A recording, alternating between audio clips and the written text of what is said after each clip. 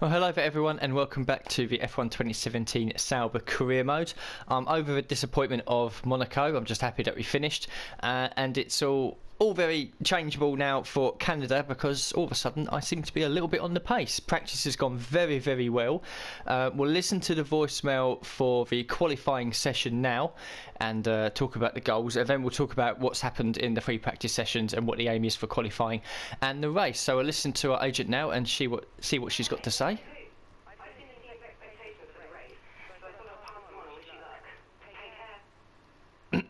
So then, 19th place or higher and beat Pascal Wehrlein. That is very achievable for us, very achievable. I've managed to tweak a little setup that I have and made it a bit more personalised for me. And you can see that on the left hand side all the free practice sessions have gone very well. So we'll start right at the very bottom. Mixed conditions on track. The beginning of FP3 was in intermediate conditions, but the rest of the weekend is going to be dry.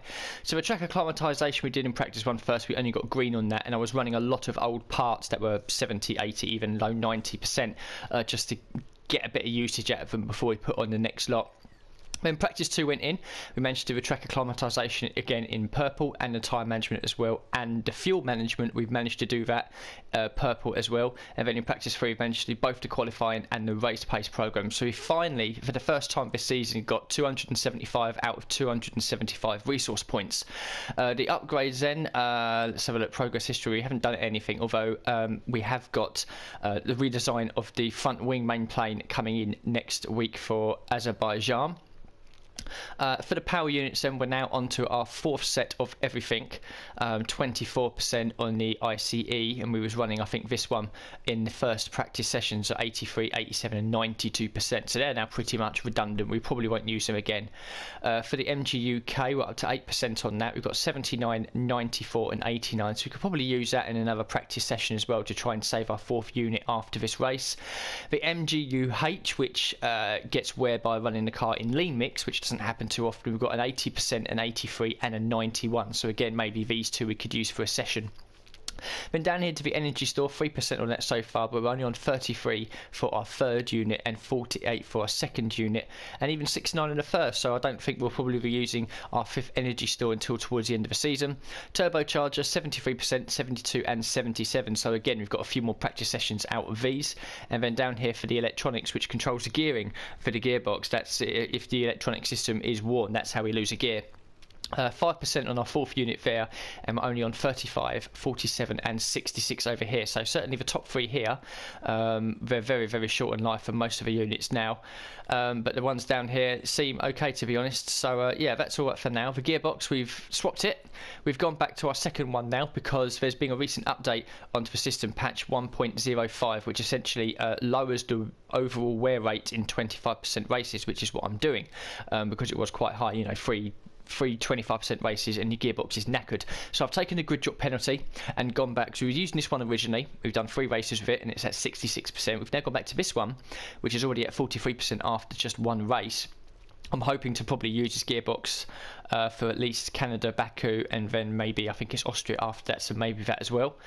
Reputation level hasn't changed yet, as you can imagine. It's obviously dived a little bit after the Monaco, so we'll go to qualifying then and see what we can do. But I am hoping to get off the back row. The pace we've had in practice, I think in FP2 we was only a second off of the pole time as well. It'll be a bit different in qualifying, I think, because I think we'll struggle initially, but we'll go out there and do definitely at least 2 flying laps, and like I said, I'm hoping to get off the back row because we've got some really good pace here at Canada. So then, we're in the garage, all very nice. We're going to get straight out on track, see what we can do. I'll have a quick look at the fuel because I'm going to go out there, do an out lap, a flying lap, an in lap, and then the same again. So I kind of want the fuel a little low, certainly not 13.5 laps. 3.3, lovely, bang on the money. This is the setup then. I don't usually show the setups. 7.5 front and rear wings. Transmission differential on foot was 50%, off the diff is at 70. That's the suspension setup. Yeah, the geometry I should say. There is the overall suspension, ARBs and ride height settings. The brakes, PSI pressures for the front and the rear, and finally the weight distribution, which I've set at 7. So that's our setup. I've only got 11 minutes left now, so we'll get out there and we'll do a flying lap, see where we are to everyone else, get back in and put on another set of ultra soft tyres and get back out there for one more flying lap to see if we can improve on whatever lap time we're about to set. So then, just in the back straight now, Danny Kvyat has taken provisional pole in the 13.8. My best lap so far has been a 14.6. It'd be nice if we can do that again. So let's get the first lap underway as we bounce over the curbs. See what we can do.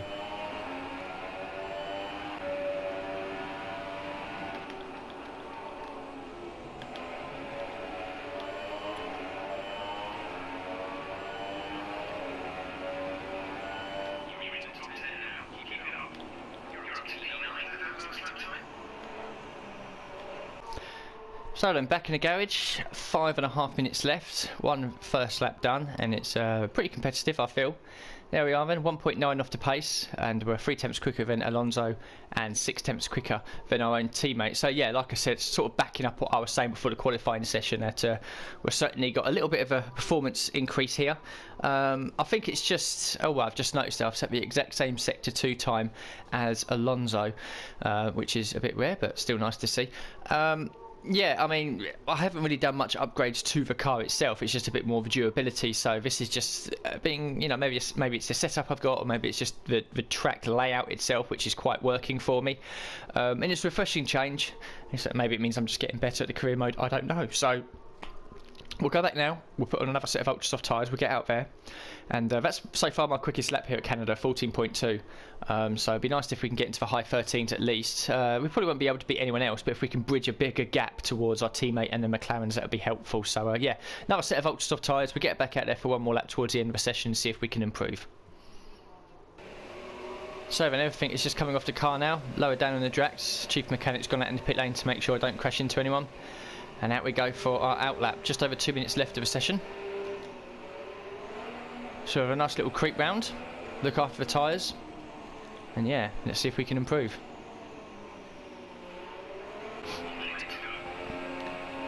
So then into the final minute, we're going to get one shot and one shot only to try and get into the 13s if we can. Everything's cranked up to 11. Let's go for it.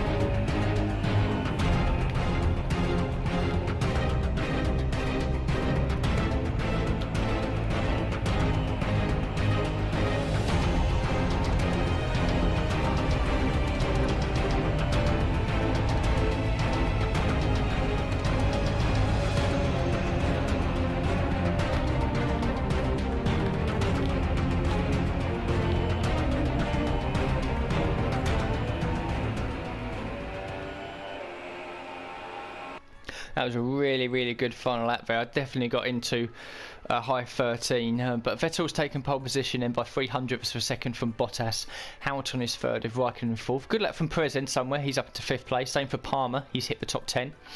And then further down the order, we ended up in 16th place, which is a nice little thing to have. 13.638, so a mid-13s. So I found a second since FP2 to the qualifying session. We've legitimately out-qualified one of the Haas, and our teammate Pascal Wehrlein has also jumped ahead of both McLaren drivers. In fact, we're 1.2 seconds quicker than Stoffel Van Dorn, which is nice to see and showing some continued improvement. So we'll go away, have a quick look at the laptop, make sure everything is in check, listen to our race goals, and then crack on with the Canadian Grand Prix. So then, resource points for the session. 70 it is, very nice. And the rivalry as well, we'd have done quite well on here. Ah, well, one away. Well, if we have a half decent race, we'll definitely get it. If we finish the race, we'll definitely get it, that's for sure. So yeah, we've almost beaten our teammate. It's taken until Canada to lock this one away. Wow, that has taken a long time.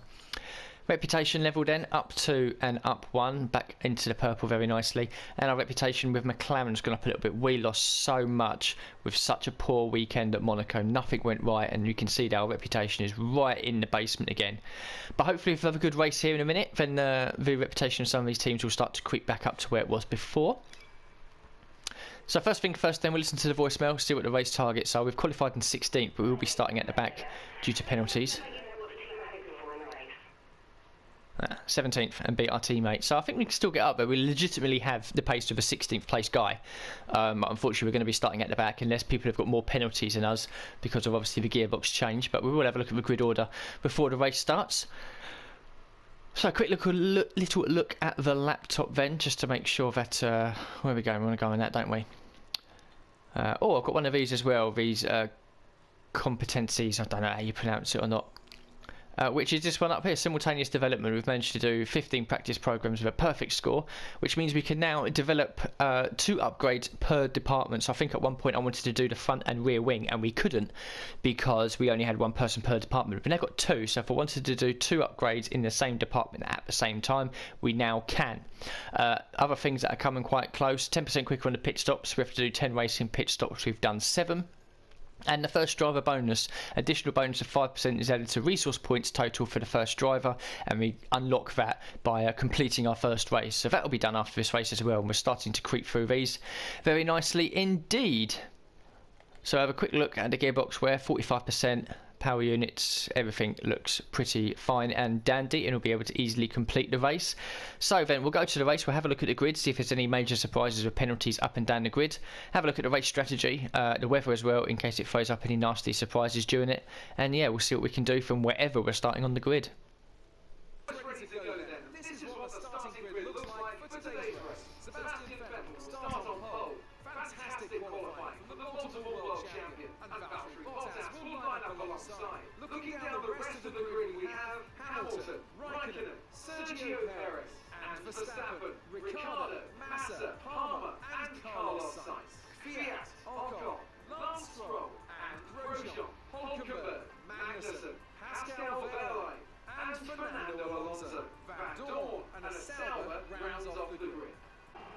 So then the only person to pick up a penalty was me, thanks to that gearbox change. So it looks like the patch has worked then really, because it was getting, if we can remember going back to, I think it was Spain where I qualified I think 19th and started 7th. That's just completely unrealistic, and although sometimes a surprise like that is nice, and we'll probably be seeing more of them towards the end of the season, at Spain to have half the field picking up 10 or 15 place grid penalties is unrealistic. So the patch has certainly worked in fixing that up, although it hasn't helped us with our own personal gearbox issues. Race strategy then. Ultras onto the Supers. Tempted to stick with that 18.1 laps of fuel. I think we'll bump that up to possibly 19, and then when we pit off of our Ultras onto a fresh set of Supers, we can bump it into Rich Mix to try and get an undercut of a few people. But yeah, it seems like a pretty solid strategy to run. The race weather forecast is going to start off sunny and end up being a bit cloudy, but no chance of rain. So yeah, everything's pretty standard there, nothing much to change. So we'll get the formation up out the way and then start the Canadian Grand Prix. So then here we go, the lights are coming on now, clutching as usual, build the revs up nice, let's get a nice clean start. Lights out, away we go now.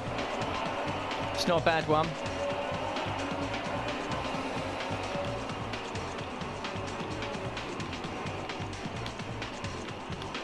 Oh, there's a Toro Rosso, it's being spun, and I've moved straight up to 12th place because everyone's being handed back.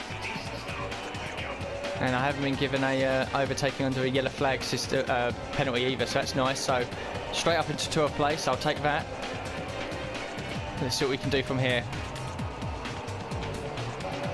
So we're getting very busy in front of me. I've got to be so careful here I don't get caught out by someone braking early. It's happened so many times already, this career mode. And damage our front wings. We're in a promising position here.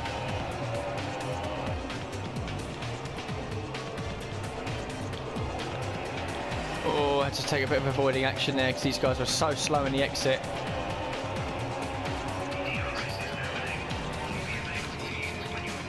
Late move up the inside of Ocon. Going to try and hang it around the outside if we can.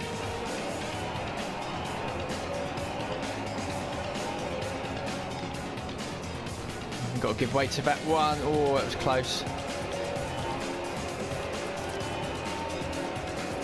Again, continue getting DRS off the guys in front. It's going to protect me from the guys behind. So we're looking good in 12th place here at the moment.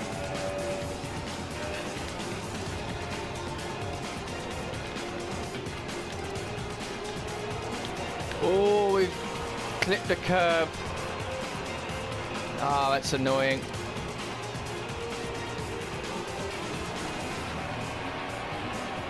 Go away, Van Dorn. Don't get stuck behind you.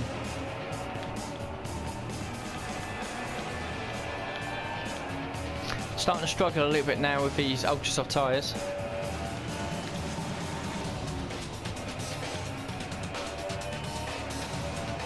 So then, lap 8. Going to be coming into the pits at the end of this lap. Hopefully I don't speed into the pit lane. So we'll start braking about now. Not bad, I'll take that. So we'll stick on a set of super soft tyres now, see where we rejoin and see what we can do from there. So then that's it, we're out in 18th place. Kvyat's right behind us, Wehrlein ahead of us. I'm pretty sure he started on the super soft tyres.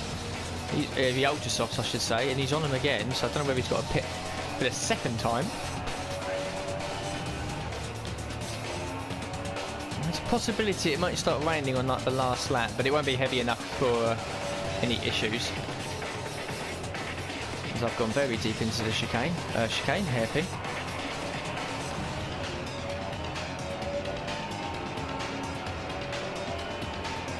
Couple more guys in the pits as Kvyat gets past us.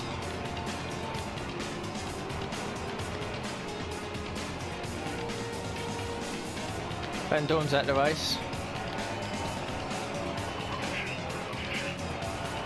I've now got Magnussen behind me. Oh, Grosjean's out the race as well now. So 2 retirements in quick succession. Well, it's nice to be racing with other cars for a change. Last couple of episodes I've spent, I think, the majority of it at the back on my own. Just wish we had a bit more, well, a bit more everything really.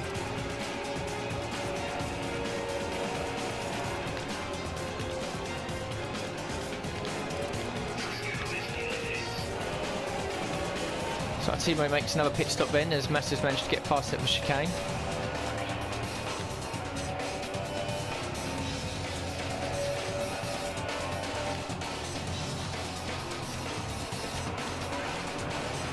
And through he goes. So the only people out behind me now is Alonso and my own teammate.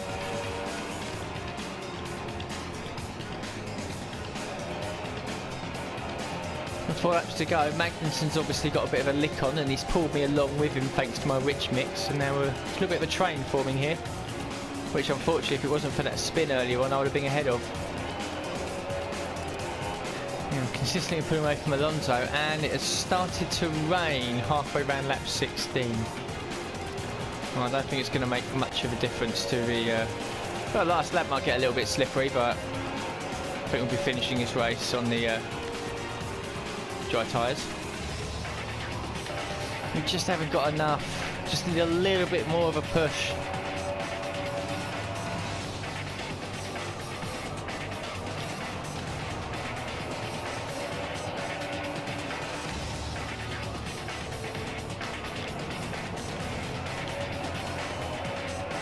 Oh, we've got a better exit. We're just short.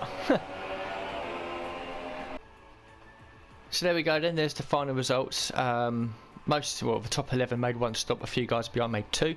Bottas wins from Vettel, with Hamilton 3rd, Verstappen 4th, Raikkonen 5th. Good result for Force India, Perez and Ocon 6th and 7th. Palm picked up 9th and Stroll picks up the final point. And the annoying thing was we were ahead of Stroll and Hulkenberg when we spun, so that's quite disappointing really, because I think we probably would have had a net 12th place really. Massa, Ricciardo, Kvyat, Magnussen, and then us. That was a nice little train in the last few laps that you saw there. Then further back, 7 seconds back, was Alonso, and then Pascal Wehrlein, who made 2 pit stops as well. Grosjean and Van Dorn both failed to finish. So we'll have a quick look at the standings. So Hamilton is in the lead still with 128, Raikkonen in second with 108, Vettel is third on 91, and Bottas has crept up a little bit after his win and sits in 4th place on 83. Further down, we've now dropped down to 14th place because Science picked up 4 points, and I think Ocon picked up 6 as well. So we've lost 2 positions now. The only people yet to score a point is Pascal Wehrlein and Fernando Alonso. In the constructors, Mercedes lead with 211, Ferrari just behind on 199, with Red Bull in third on 112, and we remain in 9th place on 8 points, 7 points now behind Haas, but crucially still 7 points ahead of McLaren. So then the resource points, not too bad hopefully, 120. And this will be the first driver bonus as well, so another little 25 on top of that. Every little helps, up to 606 now. Rivalry update, well, finally it's taken the 7 races, but we've managed to see off our teammate. So our first rivalry has been won, and I'm sure in the next event at Baku at some point we'll find out who we've got next. Team approval, everything's gone up a little bit. McLaren have now gone ahead of Haas. Up 4 and up 2 for finishing 17th or higher and beating our teammates. So we're now almost halfway, I'd say, in the purple, which is very nice. But yeah, we've got to get that reputation level back up again. Not that it matters, because I kind of want to stay with Sauber for as long as I can. But it's always nice seeing how your performance reflects with the other teams on the grid. And the career score would have done very well here. 4,000, the full whack that you can get in the practice session. And this could be a very, very high score. This could be 9,000. 8,518. That's probably the highest I've had so far. So yeah, very nice indeed. Definitely take that. Core competency progress. There we are. There's our 5% bonus. And down here as well, we've also now done 8 out of 10 pit stops. So another 2 racing pit stops, and they will be 10% quicker overall.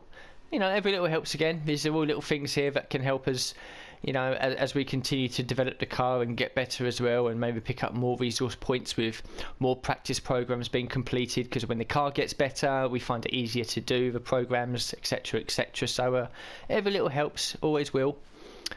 We've got 2 more classic car challenges here that we can do, and I'll probably in the next few days do a full episode for these, because I think if you do 2 or 3 of these events and pass them, you can halve the minor development time that it takes to do halve the development time it takes to do minor upgrades, 2 weeks down to 1, which is very helpful, because basically you spend money on a minor upgrade, it will be there for the next race rather than having to wait for 2 races. So checkpoint challenge in Italy, the selected car is the 2010 Red Bull Racing RB6.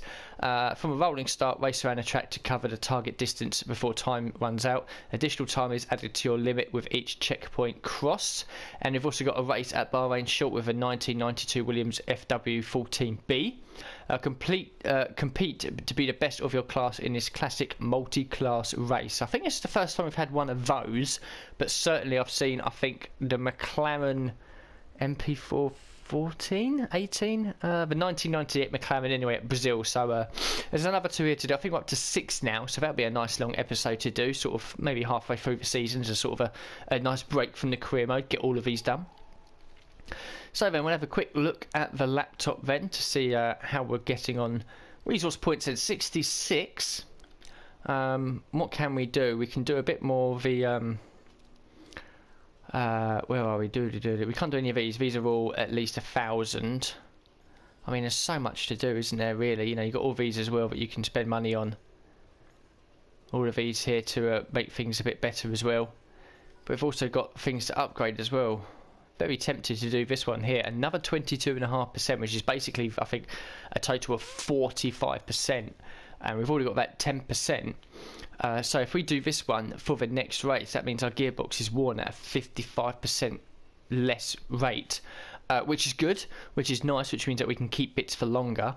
But at the same time, I do want to be upgrading the car. So we have got the front wing arriving at Baku. So probably at the end of the Baku weekend, I'll then look to maybe do another upgrade, and maybe do one at a time and see how we get on as the season develops. Yeah, R&D progress then, so this will be arriving next week at Azerbaijan, and that brings us a little bit closer to McLaren, because they've now massively jumped up ahead of us, or they were ahead of us anyway, I should say. So we've really got to try and get as close to them as possible, and I hope that Haas don't improve. Vehicle management then, so let's have a look. I will change some of these back, I think, now. So what can we do at 83, 87, 92? So I think we'll drop back to that one there.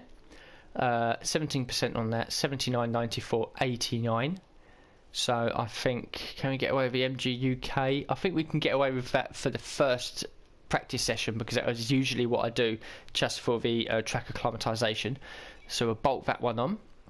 MGUH, what's the best one? 83, we'll jump that on there. The Energy Store, we'll go straight back to the 69.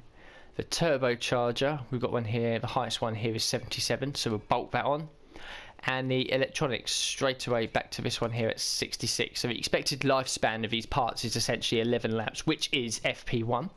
As for the gearbox, 50% now, and we've done 2 races, and I think when I fitted it, it was, I think, 33. So yeah, I don't think we're going to be able to do 6 races in that, which is a bit of a shame. But there we go, such is life. Probably should have waited for the update, but there we go. And yeah, that's it really. So not much else to look at really. Trophy room, as you can see, we've done 7 races, so almost, well, over a third of the way through the season. Haven't retired yet. Only 1 point finish with that great 6 at Russia, thanks to a fantastic start. So yeah, that's pretty much it. The Canadian weekend is now over. A bit disappointed to only finish where I did. My fault really. I spun at turn 2 after putting the wheel on the grass. If it wasn't for that, we would have had, I reckon, 12th place, which would be a nice result.